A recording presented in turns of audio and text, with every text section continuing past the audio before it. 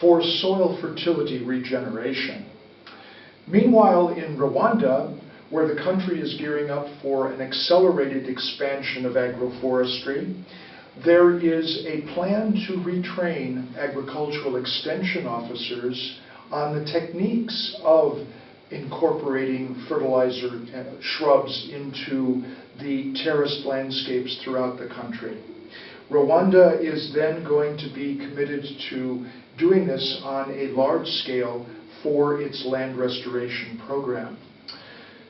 Across Africa, the EverGreen Agriculture Partnership has been busy working with governments, development organizations, research and academic institutions to build the technical capacity to actually incorporate these kinds of solutions into many, many programs, both public and private sector, across the land.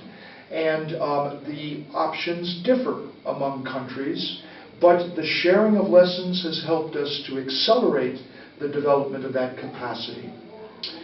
Meanwhile, the African Union has been launching a major new program to tackle land degradation in Africa. It's called the African Restoration Initiative and is labeled AFR 100 because the goal is to restore 100 million hectares of degraded land by 2030. This program got off to a very rapid start after its launch in Paris last December, and currently political commitment has been scaling up. 22 countries have already joined the program voluntarily and made domestic commitments to land restoration. They amount already to about 63.5 million hectares in the countries of West, Central, East, and Southern Africa.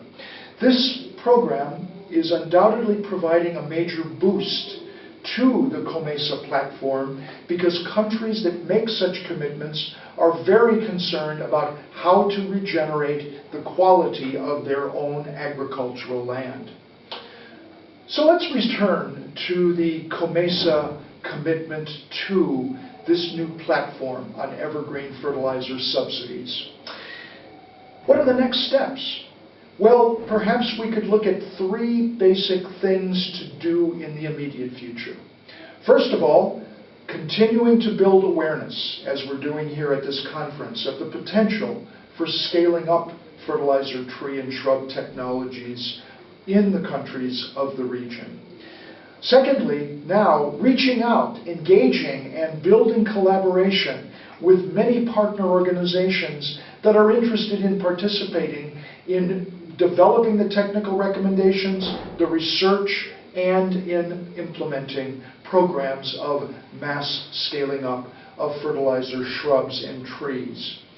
And finally, putting this all together into a platform that can assist each country that is expressing interest to materially connect the propagation and extension of the technologies with their smallholder fertilizer subsidy programs. In conclusion then, what we find is that evergreen agriculture for land regeneration and food security on small-scale farms will contribute to climate-resilient agriculture in a major way.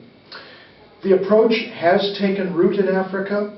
It's accelerating, expanding rapidly, and millions of smallholders are already adopting effective land regeneration methods.